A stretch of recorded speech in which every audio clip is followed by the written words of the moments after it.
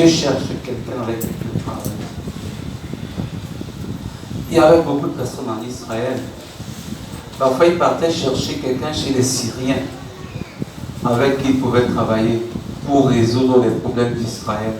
Parce qu'à l'intérieur d'Israël, ils n'avaient pas trouvé quelqu'un. Bon, Dieu peut descendre dans une église comme la nôtre, chercher quelqu'un, mais il va avoir un païen pour pouvoir accomplir ce qu'il veut accomplir parce qu'il ne trouve pas de collaborateur.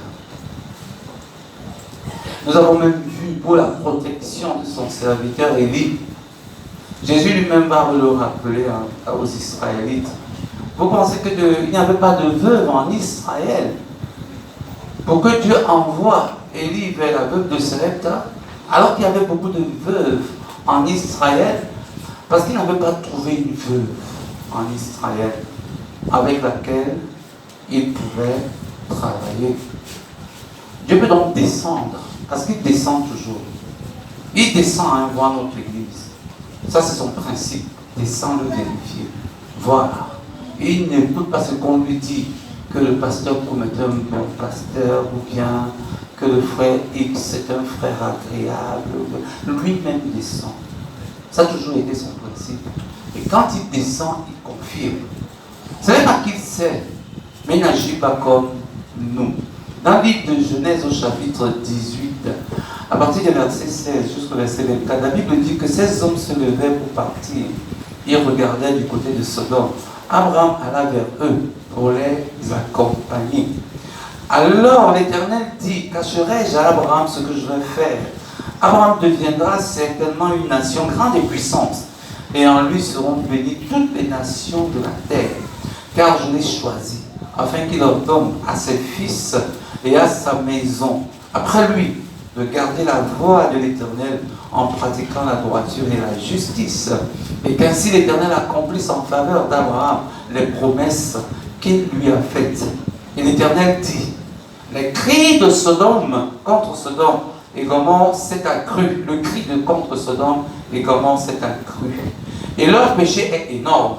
Écoutez bien, leur péché est énorme. C'est pourquoi je vais descendre et je verrai moi-même s'ils ont agi selon le bruit venu jusqu'à moi. Et si cela n'est pas vrai, je le saurai. Il n'a pas seulement entendu le bruit, mais il a dit, je vais descendre. Dieu n'est pas comme nous les chrétiens. C'est pour ça que je vais d'abord commencer à dire que Dieu n'est pas comme nous les hommes. Il n'agit pas au son du bruit, au son de ce qu'on raconte de quelqu'un, au son de ce qu'on parle de l'autre. Nous, on prend ce qu'on a dit de l'autre et on l'utilise immédiatement pour le qualifier ou pour le mettre dans un... Dieu ne fait pas ça dans toute l'histoire de la Bible. Vous allez le voir. C'est l'homme qui, au bruit qu'il entend, déclare des choses, qu'il ne vérifie même pas parfois. Il déclare juste des choses. Mais on entend que Dieu a entendu le bruit de Sodome, le bruit du péché de Sodome. Et il dit, je vais descendre pour voir. Et il était là avec Abraham, parce qu'il est venu voir. Et il est allé à Sodome, pour non pas seulement voir, pour vivre la vérité du péché de Sodome. Premièrement, si quelqu'un fait des déclarations dans vos vies, est-ce qu'il a vécu ces choses? Est-ce qu'il a vérifié? Dieu vérifie. La Bible dit que la vie de Job parlait. Et Dieu n'avait pas besoin là de descendre parce qu'il était avec Job, puisque quand la vie de quelqu'un parle, Dieu est avec la personne. Et il pouvait se vanter devant le diable. Il pouvait se vanter.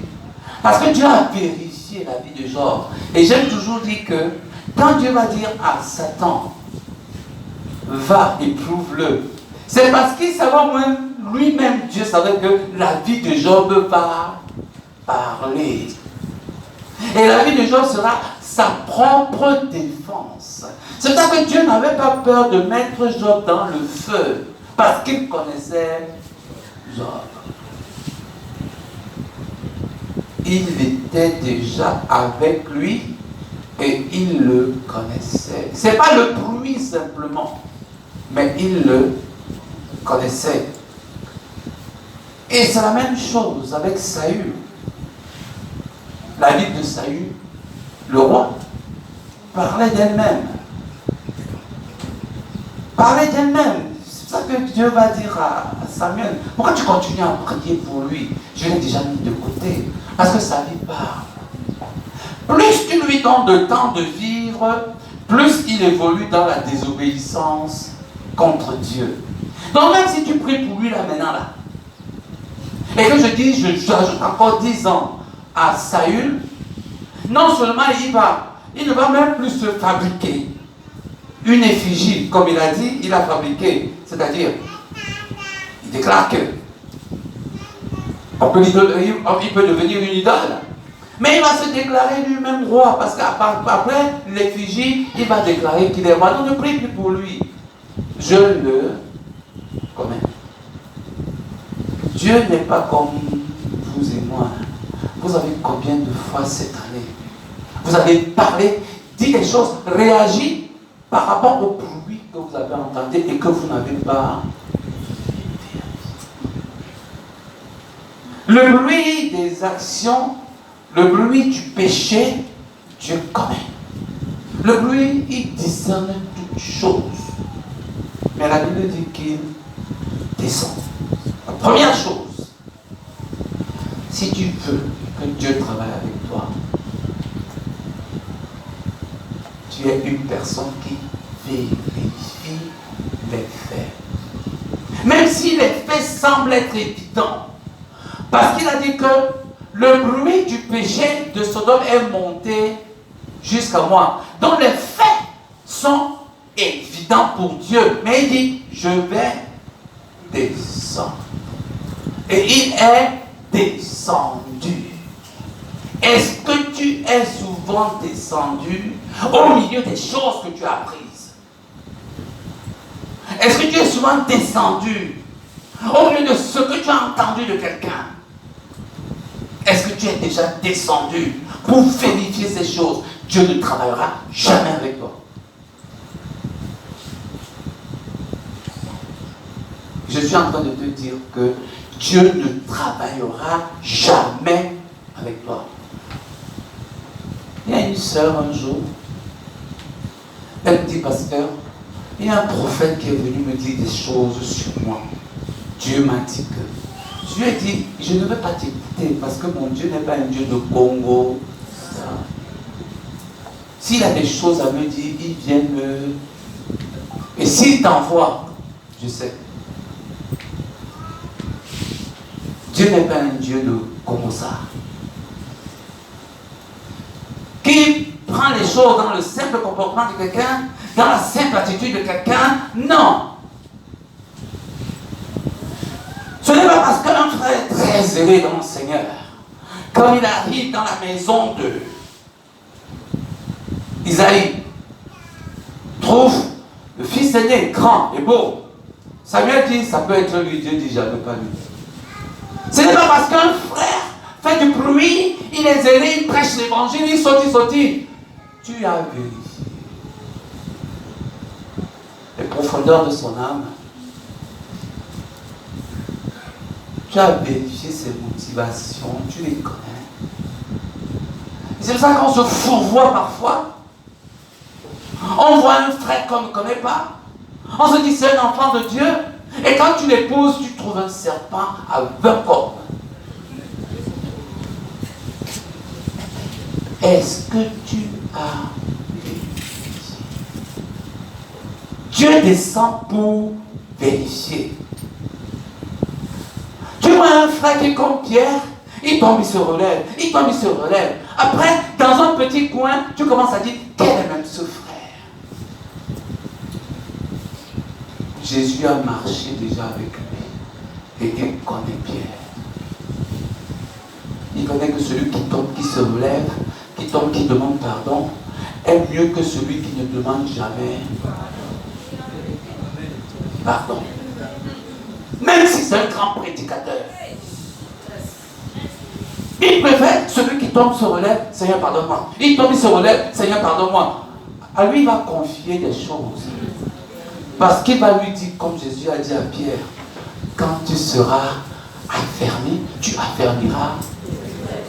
Parce que quand tu tombes, tu te relèves, tu es dans le chemin de l'affaire. Alléluia. C'est celui qui est toujours debout, qui connaît tout, qui n'a pas été éprouvé. On voit son zèle, oui, qui ne tombe jamais comme tu dis, mon frère, que tu as vérifié. C'est ça que Dieu connaît chacun, il descend. Il savait que Adam avait déjà péché. Mais il vient quand même dans la balade du soir. Adam, où es-tu?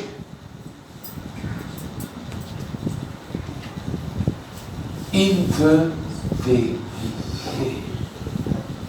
Adam, où es-tu? Il pouvait rester sur son trône, envoyer une nuée d'anges pour dire à Adam, ce que tu as fait, je t'avais interdit de le faire. Mais il vient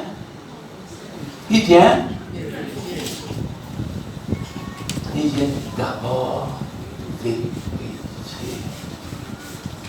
Il n'y a pas beaucoup de personnes dans les églises que Dieu peut utiliser. Peut-être tu n'es même pas qualifié pour être utilisé par Dieu. Ouais, c'est ça que je peux dire que nous sommes dans une grosse église comme celle-là. Dieu va aller chercher un païen, comme il a cherché Sirius. pour accomplir son œuvre. Parce que dans Israël, il ne trouvait pas. Il va aller chercher la veuve de Sarepta pour nourrir son serviteur. Parce qu'il n'a pas trouvé quelqu'un qui pouvait le nourrir dans la maison de l'Éternel. Il est descendu, il a vérifié, il n'a trouvé personne. Il est descendu pour vérifier ce qu'il sait déjà que elle va faire. Ce n'est pas seulement pour lui. Des choses qui se passent dans le jardin que Dieu va faire. Hein? Nous sommes dans le livre de Genèse au chapitre 11, versets 3 à 6.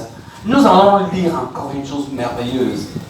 Il se dit l'un à l'autre, allons, faisons des briques et cuisons-les au feu.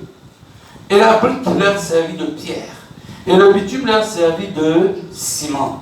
Ils dirent encore, allons, bâtissons-nous une ville. Ils voyaient tout ça, non? Ils entendaient tout ce qu'ils étaient en train de dire, non?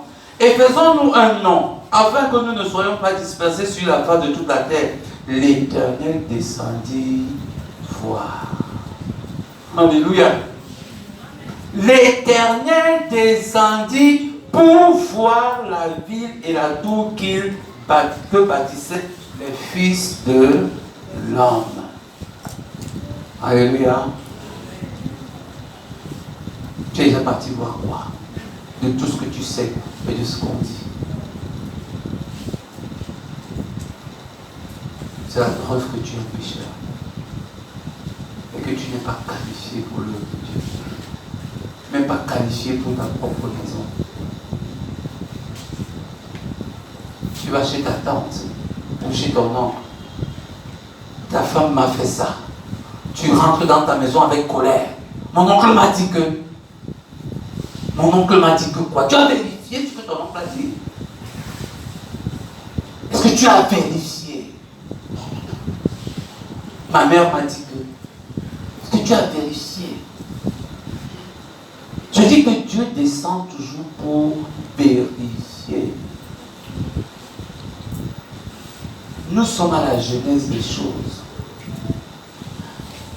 Nous allons sauter pour atteindre même le temps de Jésus-Christ. Il connaissait la situation de la terre, Dieu, à ce moment-là. Mais il envoie Jésus, Dieu, Fils de Dieu, pour pouvoir palper les choses. Pour pouvoir être en contact avec les pécheurs. Et il n'a pas péché lui-même.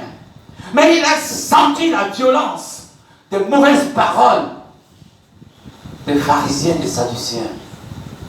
Il a senti la douleur des clous percés. Et quand il nous a sauvés avec une assurance, parce qu'il a vécu ce que nous avons vécu. Parce qu'il était au contact du péché que nous avons, sur lequel nous sommes toujours en contact. Il descend pour voir. Il descend pour vérifier. C'est ça que la Bible va dire dans le livre de Jean. Il n'avait pas besoin qu'on lui parle de quelqu'un parce qu'il les connaissait tous. Moi, je ne vous connais pas. Vous ne me connaissez pas. Quel que soit ce que vous pouvez dire sur moi, vous êtes menteur parce que vous ne me connaissez pas, puisque vous n'avez rien vérifié. Vous ne connaissez pas. Vous ne connaissez pas l'autre. Il y a même des femmes qui ne connaissent pas leur mari. Et même les maris qui ne connaissent pas leur femme.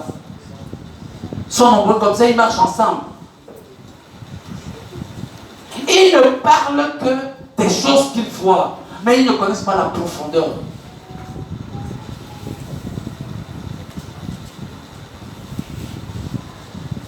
Voilà la première personne, la première qualité d'une personne que Dieu va utiliser.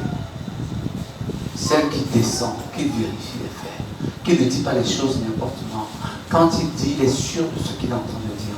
Quand il reçoit de Dieu, il est sûr que cela vient de l'Éternel.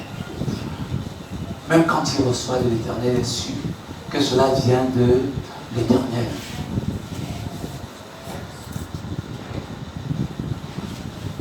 Quand nous rentrons dans le texte, la deuxième chose qui est très importante, de Genèse au chapitre 18. La Bible nous dit, Dieu marche avec Abraham. Comme il n'est pas un Dieu comme ça, il ne dit rien à Abraham. Il ne dit rien à Abraham. Il est là, il marche avec lui.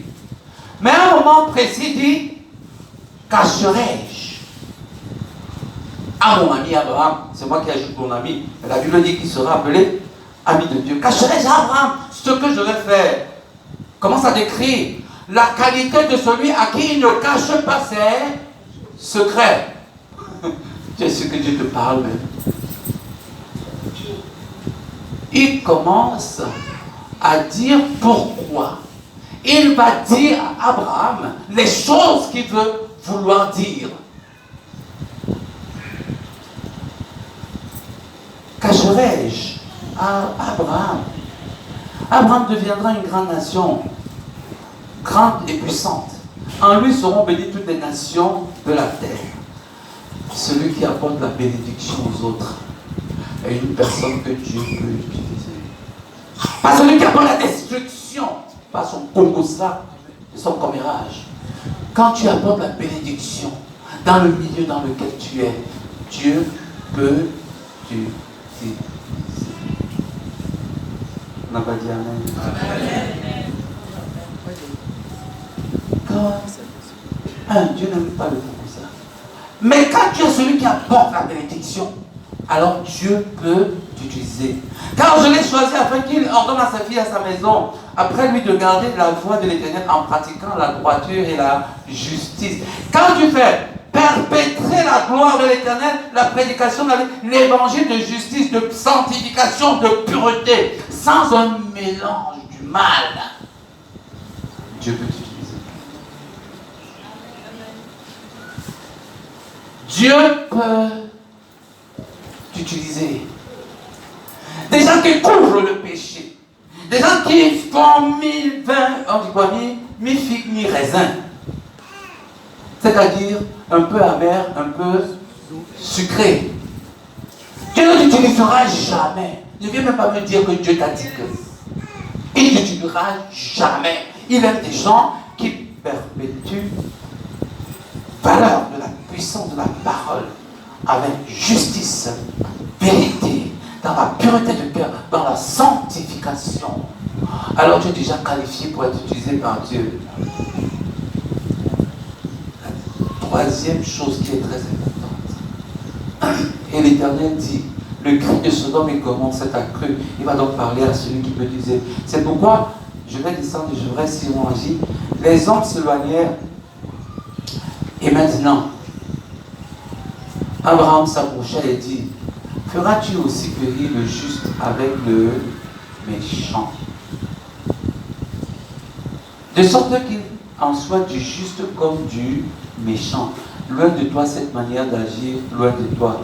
Celui qui juge toute la terre n'exercera pas la justice.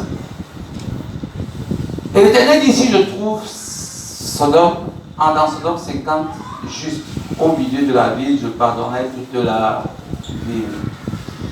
Dieu ne travaille qu'après avoir donné ses qualités.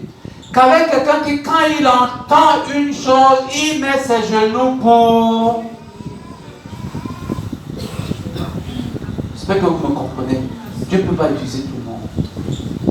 Dieu n'est pas un Dieu de Congossa que tu vas venir dans l'église une fois pour dire que le Seigneur a dit. La sœur, tu es dans la fornication. Je vais te dire immédiatement que ce n'est pas le Seigneur qui t'a dit. Parce que Dieu ne publie pas le péché des gens. Il ne publie jamais le mal que quelqu'un fait. Quand le roi a péché, nous savons même pourquoi. Est-ce que David a péché et tout? Pourquoi nous le savons? Parce qu'il y avait le livre de chroniques. Et tout ce qui se passait dans le palais était écrit dans le livre de chroniques. C'est ce que nous avons aujourd'hui. Et quand c'est Israël qui péchait, Dieu parlait à tout Israël. Mais quand c'est le roi qui péchait, il partait à son oreille pour lui dire, tu as... Le prophète ne se tenait pas dans tout Israël pour pouvoir publier que le roi en Israël a péché. Vous ne l'avez jamais vu. J'étais en train de voir un jour une vidéo où un serviteur de l'Éternel va, parce qu'il a reçu la révélation de Dieu, amener un couple devant le public pour démontrer que l'homme veut abandonner sa femme. Et tout le monde commence à applaudir. Dieu ne fait pas ça. Dieu t'envoie chez l'homme pour que tu lui parles afin qu'il se répande. Parce que le principe de Dieu, c'est il ne veut pas la mort du pécheur. Son principe, c'est qu'il veut que le pécheur soit sauvé. C'est pour ça qu'il cherche un intercesseur. Vous comprenez que Dieu ne dit pas ces choses à n'importe qui. Il ne dit ces choses qu'à l'oreille d'un intercesseur.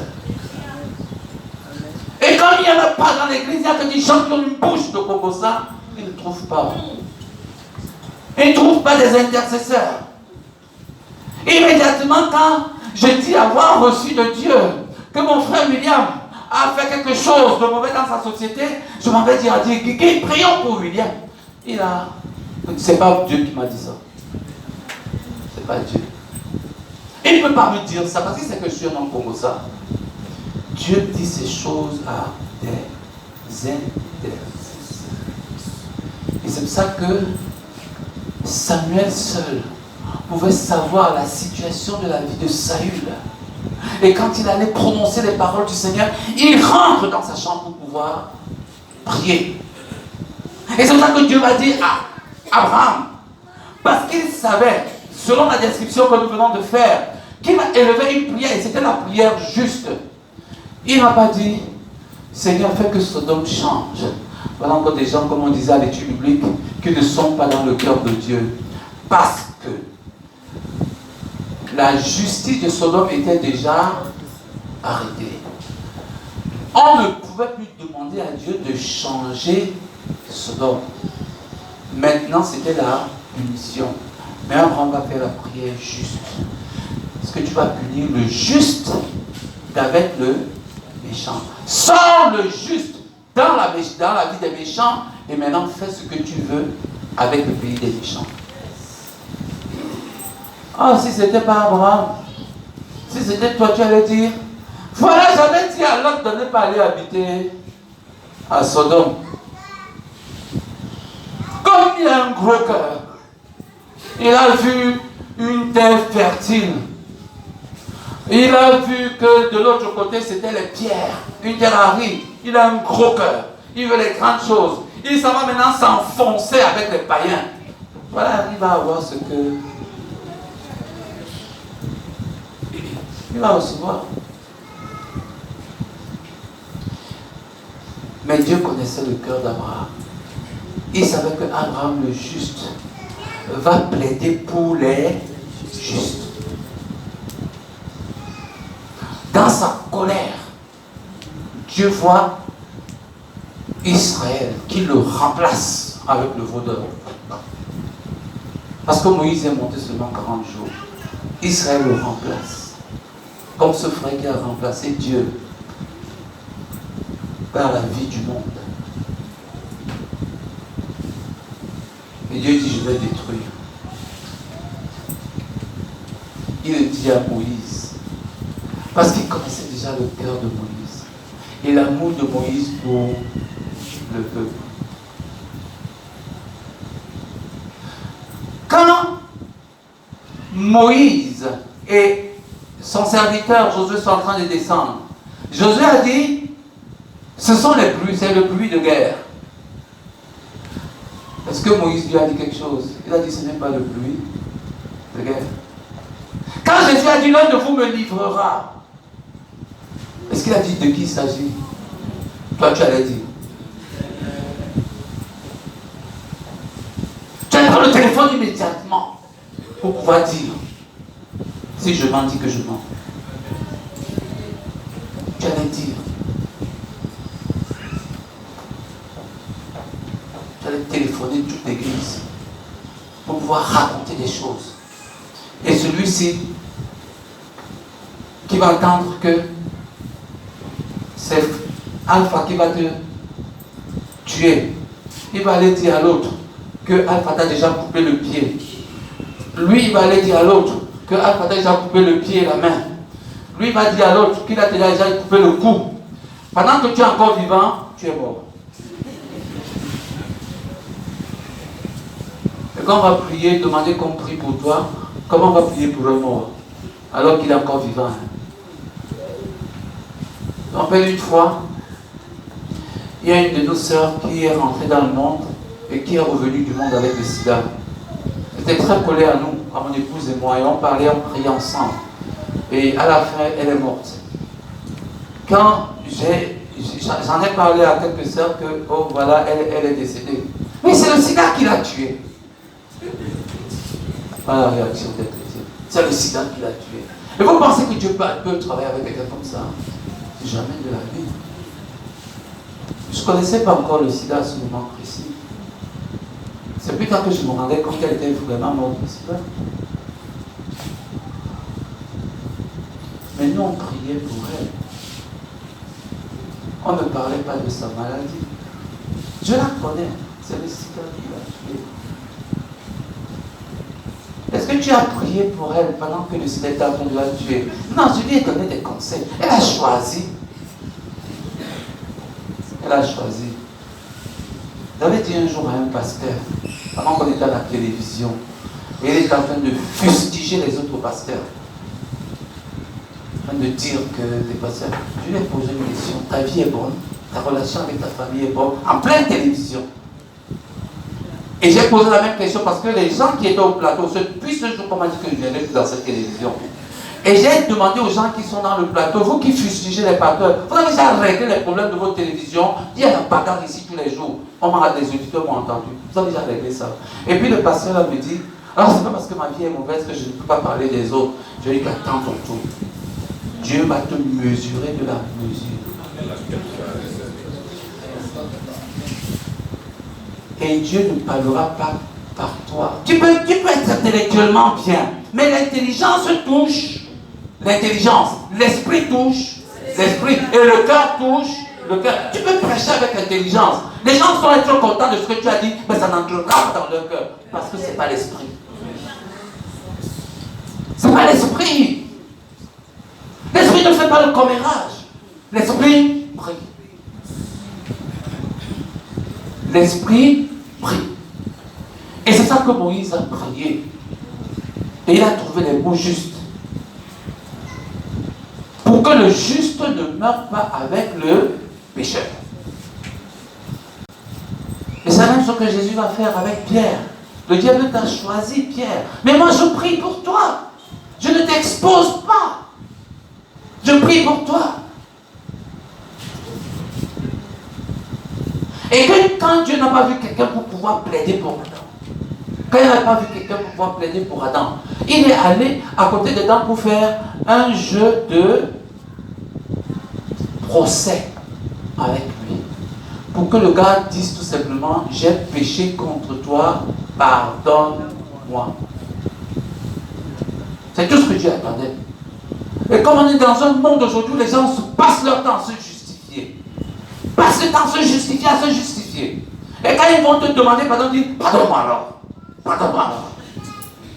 Pardonne-moi alors. Pardonne-moi alors. Tu as raison, pardonne-moi alors.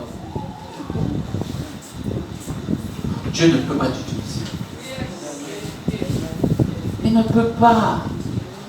Il veut des gens qui ont un cœur. Oh Seigneur, tu es bon. Tu sais, Dieu ne parlera pas de l'avenir d'une église, d'une communauté ou d'une famille, d'une maison, un diffuseur de péché. Jamais de la vie. Dieu ne parlera pas par toi si tu es un diffuseur de péché. Mais si tu es un prieur, alléluia, un prieur qui vérifie. Je ne vais pas dire un simple prière, hein, que vous allez entendre que le pasteur Koum a pris l'argent dans les caisses de l'église. Prions pour le pasteur. Non, tu vérifies. Tu vérifies d'abord. Si tu commences à prier, le Seigneur va te cogner la tête. Tu es un menteur. Tu es menteur. Parce que tu peux aller commencer à prier que le pasteur Koum a pris de l'argent, alors que le gars a plutôt vu le pasteur Koum en train de mettre de l'argent. Et comme lui, ses yeux voient mal, il a confondu mettre et prendre. Ou peut-être il n'était pas à l'école.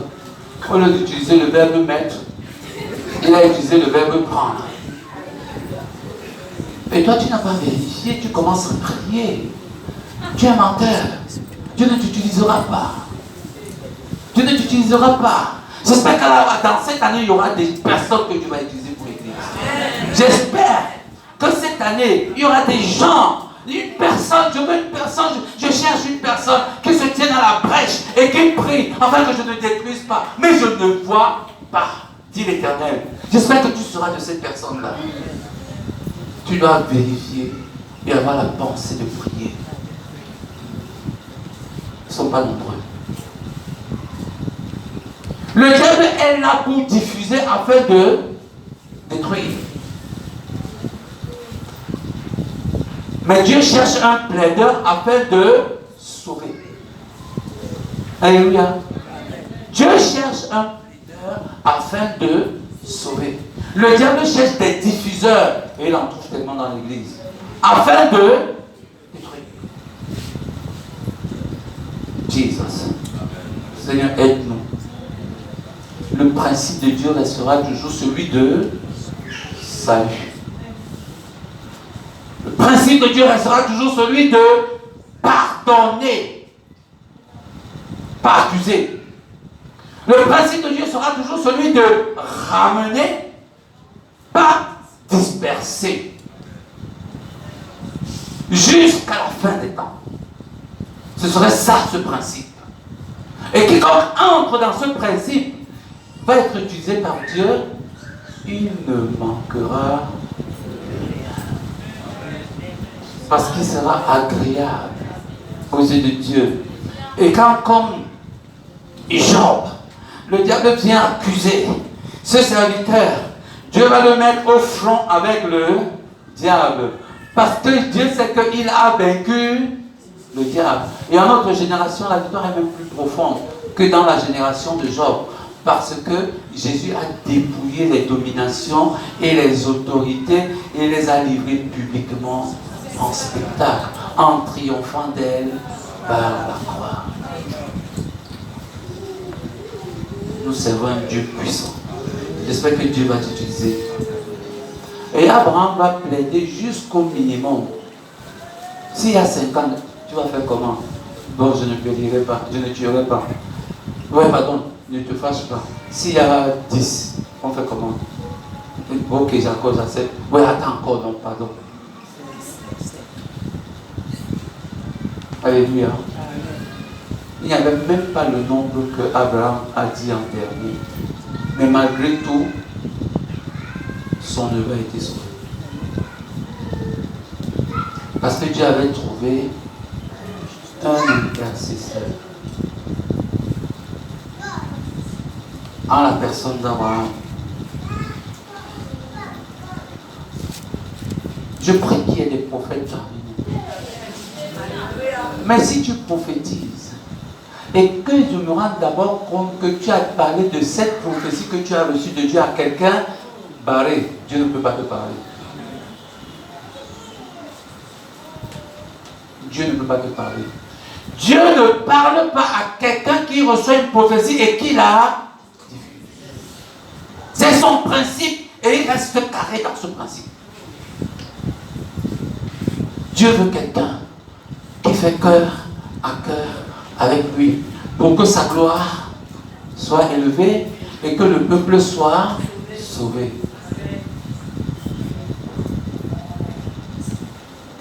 Gloire à Dieu. Que le Seigneur nous bénisse ce matin. Il y a très peu d'ouvriers de Dieu. Très peu. Il y a peu. Il y a même très peu d'ouvriers dans leur propre maison. Il y a très peu. Nous n'allons pas voir dans les prophètes aujourd'hui. Toi, lève-toi. Dieu m'a dit que tu as volé. Lequel Dieu a dit ça? Tu ne peux pas dire ça. S'il a dit, c'est pour que tu pries. S'il a dit, c'est pour que tu sauves la personne. S'il a dit, c'est pour que tu ramènes la personne. S'il a dit, c'est pour que tu consoles la personne.